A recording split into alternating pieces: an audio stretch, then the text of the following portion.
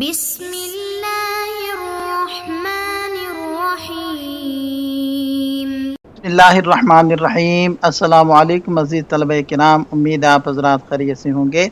آج ہمارا صحیح مسلم کا سبق نمبر 336 ہے، جس کا عنوان ہے باب القراءۃ فی الصبح والقراءۃ علی الجن۔ آگے بڑھنے سے پہلے خلاصہ جات کو ایک نظر دیکھ لیں۔ گزشتہ سبق میں ہم نے اس عنوان کے تحت ان نکات پر بات کی تھی۔ آج کے سبق میں ہم اس عنوان کے تحت ان مذکورہ نکات پر بات کریں گے۔ تو بڑھتے ہیں سبق کی طرف۔ وبه قال حدثنا شيبان بن فروخ قال حدثنا ابو عوانة عن ابي بشر عن سعيد بن جبير عن ابن عباس رضي الله عنهما قال ما قرأ رسول الله صلى الله عليه وسلم على الجن وما رآهم انطلق رسول الله صلى الله عليه وسلم في طائفة من أصحابه عامدين إلى سوق عكاظ وقد حيل بين الشياطين وبين خبر السماء وأرسلت عليهم الشهب فرجعت الشياطين إلى قومهم فقالوا ما لكم قالوا حيل بيننا وبين خبر السماء وأرسلت عليهم الشهب قالوا ما ذاك إلا من شيء حدث فاضربوا مشارق الأرض ومغاربها فانظروا ما هذا الذي حال بيننا وبين خبر السماء فانطلقوا يضربون مشارق الأرض ومغاربها فمر النفر الذي أخذوا نحو تهامة وهو بنخل عامدين إلى سوق عكاظ وهو يصلي بأصحابه صلاة الفجر فلما سمعوا القرآن استمعوا له وقالوا هذا الذي حال بيننا وبين خبر السماء فرجعوا إلى قومهم فقالوا يا قومنا إنا سمعنا قرآنا عجبا يهدي إلى الرشد فآمنا به ولن نشرك بربنا أحدا قال فأنزل الله عز وجل على نبيه محمد صلى الله عليه وسلم قل أوحي إلي أنه استمع نفر من الجن۔ حضرت ابن عباس رضی اللہ عنہما فرماتے ہیں کہ نبی پاک صلی اللہ علیہ وسلم نے تو جنات کو قرآن سنایا، نہ ہی انہیں دیکھا، بلکہ بات یہ تھی کہ آپ صلی اللہ علیہ وسلم نے چند صحابہ کرام کے ساتھ بازار عکاظ، جو عرب کا مشہور بازار تھا، وہاں دعوت اسلام کے لیے جانے کا ارادہ کیا۔ اس زمانے میں شیاطین اور آسمانی خبروں کے درمیان تعطل ہو گیا تھا، اور شیاطین پر جب وہ خبروں کے حصول کے لیے آسمانوں کے دروازوں تک جاتے تھے، شہاب ثاقب مارے جاتے تھے۔ شیاطین اپنے گروہ کے پاس لوٹے تو انہوں نے کہا کہ کیا ہوا؟ وہ کہنے لگے کہ ہم پر آسمانوں کے دروازے بند کر دیے گئے اور شہاب ثاقب ان پر مارے گئے۔ ان شیاطین نے کہا ہو نہ ہو ضرور کوئی بڑا واقعہ ہے، یعنی جس کی بنا پر آسمان کے دروازے تم پر بند کر دیے گئے۔ تم مشرق و مغرب کے اطراف میں پھیل جاؤ اور دیکھو کہ ہمارے اور آسمانی خبروں کے درمیان کیا رکاوٹ حائل ہو گئی ہے۔ چنانچہ شیاطین مشارق و مغارب میں پھیل گئے۔ ان میں سے ایک گروہ تہامہ یعنی حجاز کی طرف چل پڑا۔ بازار عکاظ کی طرف آپ صلی اللہ علیہ وسلم اس وقت مقام نخل میں اپنے صحابہ کرام کے ساتھ نماز فجر پڑھ رہے تھے۔ جب ان شیاطین نے قرآن کی تلاوت سنی تو کان لگا لیے اور کہنے لگے یہی وہ چیز ہے جو ہمارے اور آسمانی خبروں کے درمیان حائل ہو گئی ہے۔ وہ اپنی قوم کے پاس لوٹے اور کہا کہ اے ہماری قوم، ہم نے ایک عجیب قرآن سنا ہے جو ہدایت کی رہنمائی کرتا ہے، لہذا ہم اس پر ایمان لے آئے اور ہم اپنے رب کے ساتھ کسی کو شریک نہ کریں گے۔ چنانچہ اس کے بعد اللہ تعالیٰ نے اپنے حبیب صلی اللہ علیہ وسلم پر سورہ جن نازل فرمائی۔ اس اسناد کے رجال 5 ہیں۔ پہلے ہیں شیبان بن فروخ الحبطی، اور بقیہ حضرات کا تذکرہ سابقہ باب میں ہو چکا ہے۔ اس حدیث میں حضرت عبداللہ ابن عباس رضی اللہ عنہما فرماتے ہیں کہ نبی پاک صلی اللہ علیہ وسلم نے جنات پر ارادتاً قرآن نہیں پڑھا تھا، جبکہ حضرت عبداللہ ابن مسعود رضی اللہ عنہ کی ایک دوسری روایت سے معلوم ہوتا ہے کہ جنات کا ایک نمائندہ آپ علیہ السلام کے پاس آیا اور آپ صلی اللہ علیہ وسلم ان کے ساتھ تشریف لے گئے اور انہیں قرآن سنایا۔ ان دونوں بظاہر مختلف روایات میں تطبیق دیتے ہوئے علماء کرام فرماتے ہیں حضرت ابن عباس رضی اللہ عنہما کی روایت اس وقت کی ہے جب نبوت کا ابتدائی دور تھا اور جنات نے پہلی بار مکہ اور طائف کے درمیان چھپ کر قرآن سنا تھا۔ اس موقع پر آپ علیہ السلام کو ان کی موجودگی کا علم نہیں تھا، بلکہ بعد میں وحی کے ذریعے یعنی سورۃ الجن کے ذریعے اللہ تعالیٰ نے آپ صلی اللہ علیہ وسلم کو باخبر کیا۔ مفسرین کے درمیان اس پر بحث ضرور ہے کہ آیا آپ علیہ السلام کو اسی وقت علم ہو گیا تھا یا بعد میں، لیکن راجح قول یہی ہے کہ یہ آغاز نبوت کا واقعہ ہے۔ دوسرا واقعہ، جہاں تک حضرت ابن مسعود رضی اللہ عنہ کی روایت کا تعلق ہے تو وہ ایک الگ اور بعد کا واقعہ ہے۔ یہ اس وقت پیش آیا جب اسلام خوب پھیل چکا تھا اس موقع پر جنات باقاعدہ دعوت دے کر آپ صلی اللہ علیہ وسلم کو اپنے پاس لے گئے تھے اور آپ علیہ السلام نے قصداً انہیں قرآن سنایا اور تبلیغ فرمائی۔ خلاصہ یہ ہے کہ یہ دونوں احادیث اپنی اپنی جگہ درست ہیں۔ حضرت ابن عباس رضی اللہ عنہما کی روایت ابتدائی دور کی ہے جب جنات نے غیر محسوس طریقے سے قرآن سنا، جبکہ حضرت ابن مسعود رضی اللہ عنہ کی روایت بعد کے دور کی ہے جب آپ علیہ السلام نے جنات کو باقاعدہ محفل میں جا کر دعوت دین کا فریضہ سر انجام دیا۔ اس حدیث میں ذکر ہے کہ نبی پاک صلی اللہ علیہ وسلم اپنے صحابہ کرام کی ایک جماعت کے ساتھ عکاظ کے بازار کی طرف تشریف لے جا رہے تھے۔ اس حوالے سے سیرت نگاروں کا بیان ہے کہ یہ واقعہ نبوت کے 10ویں سال ذوالقعدہ کے مہینے کا ہے جب آپ علیہ السلام طائف کے سفر سے واپس تشریف لا رہے تھے۔ یہاں ایک علمی اشکال پیدا ہوتا ہے کہ تاریخی روایات کے مطابق جب آپ علیہ السلام طائف تشریف لے گئے تھے تو آپ علیہ السلام کے ساتھ صرف حضرت زید بن حارثہ رضی اللہ عنہ تھے، جبکہ اس حدیث میں طائفتن یعنی ایک جماعت کا ذکر ہے جو ایک سے زائد افراد پر مشتمل ہوتی ہے۔ اس اشکال کے دو ممکنہ علماء نے جوابات دیے ہیں۔ پہلا حل یہ ہو سکتا ہے کہ یہ سفر طائف کا واقعہ نہ ہو بلکہ کسی اور وقت کا کوئی الگ سفر ہو جس میں آپ صلی اللہ علیہ وسلم کے ساتھ صحابہ کرام کی ایک جماعت موجود تھی۔ دوسرا حل حافظ ابن حجر رحمہ اللہ کی ترجیح کہ زیادہ قرین قیاس بات یہ ہے کہ جب آپ صلی اللہ علیہ وسلم طائف سے واپسی کے سفر میں تھے تو راستے میں آپ علیہ السلام کے ساتھ دیگر صحابہ کرام آ ملے ہوں گے اور وہ آپ علیہ السلام کے ساتھ شامل ہو گئے ہوں گے، جس کی وجہ سے انہیں طائفہ یا جماعت سے تعبیر کیا گیا۔ عبارت میں آنے والا لفظ عامدین کا مطلب ہے قصد کرنے والے، یعنی آپ علیہ السلام اور آپ کے ساتھی مکمل ارادے اور مقصد کے ساتھ عکاظ کے بازار کی طرف جا رہے تھے۔ اس حدیث میں سوق عکاظ کا ذکر آیا ہے۔ لغوی طور پر اسے عکاظ یعنی آئین کے پیش کے ساتھ پڑھا جاتا ہے اور اہل حجاز کے ہاں یہ منصرف ہے جبکہ بنو تمیم کے ہاں غیر منصرف مستعمل ہے۔ سوق عکاظ عربوں کا محض ایک بازار نہیں بلکہ ان کا سب سے بڑا اور اہم ترین سالانہ میلہ تھا۔ یہ مکہ اور طائف کے درمیان ایک وادی میں نخل یعنی کھجوروں کے باغ والے مقام پر واقع تھا۔ یہ جگہ طائف سے زیادہ قریب تقریباً 10 میل کے فاصلے پر ہے اور قرن المنازل سے 1 منزل کے فاصلے پر یمن کی شاہراہ پر واقع تھی۔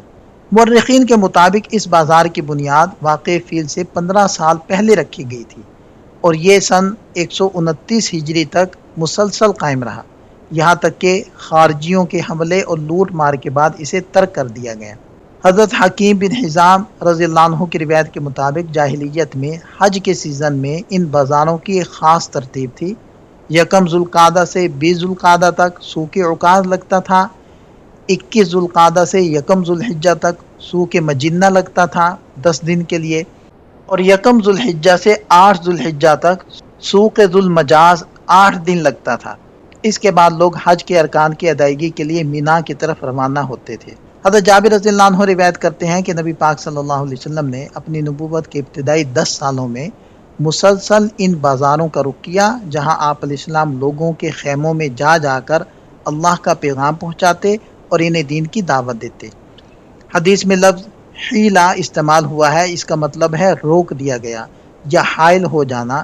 یہ اس بات کی طرف اشارہ ہے کہ آپ صلی اللہ علیہ وسلم کی بعثت کے ساتھ ہی آسمانی خبروں اور شیاطین کے درمیان ایک ایسی مضبوط دیوار کھڑی کر دی گئی کہ اب وہ غیب کی خبریں نہیں چرا سکتے تھے۔ وَأُرْسِلَتْ عَلَيْهِمُ الشُّهُبُ، اس حدیث میں ذکر ہے کہ شیاطین پر شہب یعنی آگ کے شعلے برسائے گئے۔ اس سے یہ ظاہر ہوتا ہے کہ آسمانی خبروں کی بندش اور شعلوں کا برسنا اسی زمانے میں ہوا جس کا ذکر اس حدیث میں ہے۔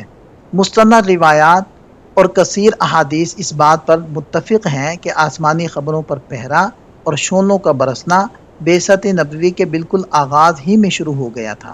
یہی بات زیادہ معتبر ہے اور اسی سے اس نظریے کو تقویت ملتی ہے کہ جنات کے قرآن سننے کے 2 الگ الگ واقعات ہوئے تھے، یعنی جنات کا یہ وفد جس کا ذکر اس حدیث میں ہے آپ صلی اللہ علیہ وسلم کے سفر طائف سے بھی تقریباً 2 سال پہلے آپ صلی اللہ علیہ وسلم کی خدمت میں پہنچا تھا۔ یہاں ایک سوال پیدا ہوتا ہے کہ اگر یہ واقعہ آغاز نبوت کا ہے تو حدیث میں صلاۃ الفجر کا ذکر کیوں ہے، جبکہ 5 نمازیں تو ہجرت سے کچھ عرصہ پہلے واقع معراج کی رات فرض ہوئی تھیں۔ حافظ ابن حجر رحمہ اللہ اس کا نہایت خوبصورت جواب دیتے ہیں۔ وہ فرماتے ہیں کہ یہ بات طے ہے کہ معراج سے پہلے بھی نبی پاک صلی اللہ علیہ وسلم اور آپ کے صحابہ نماز پڑھا کرتے تھے۔ علماء کا اس میں اختلاف ہے کہ کیا 5 نمازوں سے پہلے کوئی نماز فرض تھی۔ بعض علماء کے نزدیک شروع میں 2 نمازیں فرض تھی، ایک سورج نکلنے سے پہلے اور ایک سورج ڈوبنے سے پہلے، جس کی دلیل قرآن کی یہ آیت ہے فَسَبِّحْ بِحَمْدِ رَبِّكَ قبل طلوع الشمس و قبل غروبها، کہ آپ اپنے رب کی حمد کے ساتھ تسبیح کیجئے سورج نکلنے سے پہلے اور اس کے غروب ہونے سے پہلے۔ اس حدیث میں صلاۃ الفجر سے مراد وہ صبح کی نماز ہے جو معراج سے پہلے بھی پڑھی جاتی تھی، نہ کہ وہ مخصوص فجر کی نماز جو 5 فرض نمازوں کا حصہ ہے۔ یہ نام وقت کی مناسبت سے لیا گیا ہے۔ حافظ ابن حجر رحمہ اللہ فرماتے ہیں کہ یہ ایک ایسا باریک نکتہ ہے جس پر میرے مطالعے کے مطابق شارحین حدیث میں سے کسی نے اس طرح تنبیہ نہیں کی۔ حدیث کے سیاق سے معلوم ہوتا ہے کہ جب وحی کا نزول شروع ہوا تو آسمان کی پہرے داری اس قدر سخت کر دی گئی کہ شیاطین کے لیے غیب کی باتیں سننا ناممکن ہو گیا۔ اسی وجہ سے وہ پریشان ہو کر مشرق و مغرب میں اس کا سبب تلاش کرنے نکلے، یہاں تک کہ انہیں قرآن کی تلاوت سنائی دی اور وہ سمجھ گئے کہ یہی وہ عظیم واقعہ ہے جس نے ہمیں آسمان سے دور کر دیا ہے۔ اس کے بعد جنات کے آنے کا سلسلہ وقفے وقفے سے جاری رہا، یہاں تک کہ مدینہ منورہ میں بھی ان کے وفود آئے۔ کیا شہاب ثاقب پہلے بھی گرتے تھے؟ اس مسئلے میں ائمہ کے 2 مختلف موقف ہیں۔ پہلا موقف قاضی یاز اور دیگر مفسرین کا ہے۔ ظاہری طور پر یہ معلوم ہوتا ہے کہ شعلوں کا یہ برسو نبی پاک صلی اللہ علیہ وسلم کی بعثت سے پہلے نہیں ہوتا تھا۔ اس کی دلیل یہ ہے کہ اگر یہ پہلے سے معمول ہوتا تو شیاطین اسے دیکھ کر اتنے پریشان نہ ہوتے اور نہ ہی اس کا سبب ڈھونڈتے۔ یہی وجہ ہے کہ بعثت سے پہلے عربوں میں کاہن بہت زیادہ تھے جو شیاطین سے خبریں پاتے تھے، لیکن بعثت کے بعد یہ سلسلہ مکمل طور پر ختم ہو گیا۔ قرآن نے بھی اس کی گواہی دی ہے کہ اب جو سننے کی کوشش کرے گا اسے دہکتا ہوا شعلہ جلا دے گا۔ دوسرا موقف حضرت ابن عباس اور امام زہری اور دیگر مفسرین کا ہے۔ بعض روایات اور عربی شاعری سے پتہ چلتا ہے کہ شعلے تو دنیا کی تخلیق سے ہی گرتے رہے ہیں، لیکن نبی پاک صلی اللہ علیہ وسلم کی آمد پر ان کے نظام کو نہایت سخت اور تیز کر دیا گیا تھا۔ یعنی پہلے کبھی کبھار شعلے گرتے تھے، لیکن بعثت کے وقت انہیں باقاعدہ ایک حفاظتی دیوار بنا دیا گیا تاکہ وحی میں ذرہ برابر بھی ملاوٹ نہ ہو سکے۔ خلاصہ کلام یہ نکلتا ہے کہ یہ شہاب ثاقب کا گرنا در حقیقت نبی پاک صلی اللہ علیہ وسلم کی نبوت کی ایک بہت بڑی نشانی تھی، جس نے کاہنوں اور شیاطین کے جھوٹے سلسلوں کو ختم کر کے حق اور وحی کے نور کو زمین پر محفوظ طریقے سے پہنچایا۔ رجعت الشیاطین، امام احمد نے حضرت ابن عباس رضی اللہ عنہما سے روایت کیا ہے کہ جب شیاطین کو آسمانی خبریں ملنا بند ہو گئیں تو انہوں نے جا کر ابلیس کو فریاد کی۔ ابلیس نے یہ بھانپ کر کہ زمین پر کوئی بڑا واقعہ پیش آیا ہے اپنے لشکروں کو حکم دیا کہ زمین کے کونے کونے میں پھیل جاؤ اور پتہ لگاؤ کہ وہ کیا چیز ہے جو ہمارے اور آسمانی خبروں کے درمیان حائل ہو گئی ہے۔ چنانچہ وہ نکل کھڑے ہوئے اور نخلا کے مقام پر انہوں نے نبی پاک صلی اللہ علیہ وسلم کو نماز پڑھتے ہوئے پایا۔ حدیث میں فَضْرِبُوا مَشَارِقَ الْأَرْضِ کے الفاظ آئے ہیں جس کا مطلب ہے زمین کے چپے چپے میں سیر کرو اور چھان مارو۔ قرآن کریم میں بھی یہ لفظ اسی معنی میں استعمال ہوا ہے جہاں اللہ تعالیٰ فرماتے ہیں وَآخِرُونَ يَضْرِبُونَ فِي الْأَرْضِ، یعنی وہ لوگ جو اللہ کا فضل تلاش کرنے کے لیے زمین میں سفر کرتے ہیں۔ روایات میں ان جنات کے بارے میں مختلف معلومات ملتی ہیں۔ بعض علماء کے نزدیک یہ جنات پہلے یہودی مذہب پر تھے، اسی لیے انہوں نے قرآن سن کر کہا تھا کہ یہ وہ کتاب ہے جو حضرت موسیٰ علیہ السلام کے بعد نازل ہوئی ہے۔ ایک روایت کے مطابق 9 جنات تھے، جبکہ ایک دوسری روایت میں ان کی تعداد 7 بتائی گئی ہے۔ ان کا تعلق نصیبین یعنی عراق کا ایک علاقہ ہے وہاں سے تھا۔ ایک تیسری روایت میں 12,000 کی بڑی تعداد بھی مذکور ہے جو موصل کے جزیرے سے آئے تھے۔ ان تمام روایات کو اس طرح جمع کیا جا سکتا ہے کہ جنات کے آنے کا واقعہ ایک بار نہیں بلکہ متعدد بار پیش آیا۔ پہلی مرتبہ جنات اس وقت آئے جب شہاب ثاقب کے گرنے کی وجہ سے وہ حقیقت حال جاننے کے لیے زمین میں گھوم رہے تھے۔ دوسری مرتبہ وہ واقعہ جس میں حضرت ابن مسعود رضی اللہ عنہ ساتھ تھے اور آپ علیہ السلام نے ان کے گرد لکیر کھینچی تھی، یہ ایک الگ واقعہ ہے۔ اس وقت جنات کسی تجسس میں نہیں بلکہ خاص طور پر اسلام قبول کرنے، قرآن سننے اور دین کے احکامات سیکھنے کی غرض سے حاضر ہوئے تھے۔ خذوا نحو تہامہ، حدیث میں آتا ہے کہ جنات کا وہ گروہ تہامہ کی جانب روانہ ہوا۔ تہامہ حجاز کے ان نشیبی علاقوں کو کہا جاتا ہے جو سطح سمندر سے زیادہ بلند نہیں ہے۔ اسے تہامہ کہنے کی دو وجوہات بیان کی گئی ہے۔ ایک یہ کہ یہاں گرمی بہت شدید ہوتی ہے اور ہوا رکی ہوئی ہوتی ہے جو تہامہ سے ماخوذ ہے۔ دوسری وجہ یہ بتائی گئی ہے کہ یہاں کی ہوا میں تبدیلی اور حبس زیادہ ہوتا ہے، اس لیے اسے یہ نام دیا گیا ہے۔ ایک تحقیق کے مطابق مشرق کی جانب سے اس کی حد ذات عرق سے شروع ہوتی ہے، جبکہ حجاز کی جانب سے اس کی حد السرج نامی بستی تک ہے جو مدینہ منورہ سے تقریباً 72 میل کے فاصلے پر واقع ہے۔ روایات میں ذکر ہے کہ نبی پاک صلی اللہ علیہ وسلم اس وقت نخلا کے مقام پر تھے۔ واضح رہے کہ درست لفظ نخلا ہے جو مکہ اور طائف کے درمیان ایک مشہور وادی کا نام ہے۔ یہ مقام مکہ مکرمہ سے تقریباً 1 رات کی مسافت پر واقع ہے۔ تاریخ اور جغرافیہ میں اسے بطن نخلا کے نام سے بھی یاد کیا جاتا ہے۔ یہی وہ مبارک جگہ ہے جہاں جنات نے پہلی بار آپ صلی اللہ علیہ وسلم سے قرآن سنا۔ قرآن کریم میں جنات کے بارے میں استمعوا لہو کے الفاظ آئے ہیں۔ اس کا مطلب یہ ہے کہ انہوں نے صرف اتفاقاً آواز نہیں سنی تھی، بلکہ وہ قرآن کی فصاحت و بلاغت اور اس کے رعب سے متاثر ہو کر پورے شوق اور توجہ کے ساتھ اسے سننے کے لیے رک گئے تھے اور اپنے کان لگا دیے تھے۔ آمنا بہ، امام ماوردی رحمہ اللہ فرماتے ہیں کہ جنات کا قرآن سنتے ہی ایمان لے آنا دو میں سے کسی ایک وجہ سے ہو سکتا ہے۔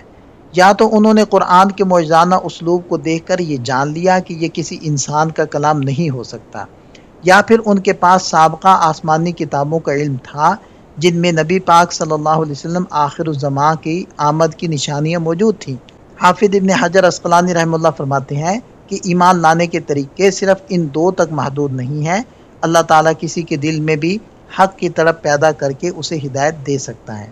اور مزید یہ لکھتے ہیں کہ انسان ہو یا جنات، سابقہ اعمال چاہے کتنے ہی برے کیوں نہ ہوں، اصل اعتبار اس کے خاتمے کا ہے۔